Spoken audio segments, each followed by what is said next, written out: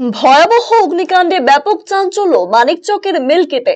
স্থানীয় সূত্রে জানা যাচ্ছে, মিল্কির হাপির উদ্দিন গ্রামের বাসিন্দা আমির উদ্দিন শেখের বাড়িতে বৃহস্পতিবার বিকেলে অগ্নিকাণ্ডের ঘটনা ঘটে। মুহূর্তের মধ্যেই পুড়ে ছাই হয়ে যায় বাড়ির সমস্ত আসবাবপত্র সহ বাড়িতে মজুত করা বিভিন্ন সামগ্রী।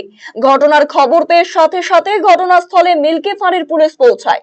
স্থানীয়দের তৎপরতা এবং দমকলের একটি ইঞ্জিনের সাহায্যে আগুন নিয়ন্ত্রণে আনা গিয়েছে বলে জানা যাচ্ছে।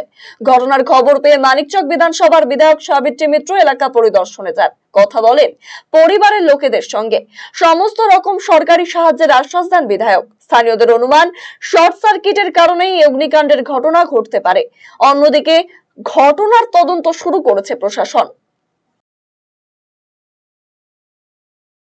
দীর্ঘদিন কষ্ট করে খেটে যে বাড়িটার মধ্যে তার জিনিসপত্র করেছিল, সেখানে দেখা গেছে যে ইলেকট্রিসিটি থেকে শর্ট সার্কিট হয়ে লাইনটা ওখানে বাড়িটা নষ্ট হয়ে যায়, ওই আগুনটা লেগে যায়। এবং তাদের মেয়ের বিবাহের যে টাকা পয়সা ছিল 4-5 লক্ষ টাকা, এবং তাদের বাড়িতে 3-4 ভরি সোনা এরকম যা ছিল, 5 ভরি মতন সবগুলো সোনা, এগুলো সব পুড়ে গেছে। এবং কোনো কাগজপত্র, কোনো প্রমাণ কিছু নেই, সব পুড়ে ছাই হয়ে গেছে।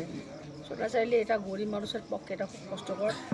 আমরা জেলা সমাহর্তার কাছে ফোন করেছি এবং উনিও আমাদেরকে বলেছেন যে উনি সহযোগিতার হাত বাড়িয়েছেন, এবং বিডিও সাহেব ওনারাও আসছেন।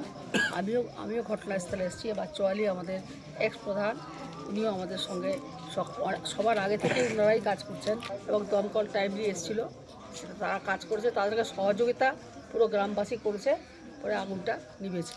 এই অবস্থার মধ্যে আছে এই আর কি।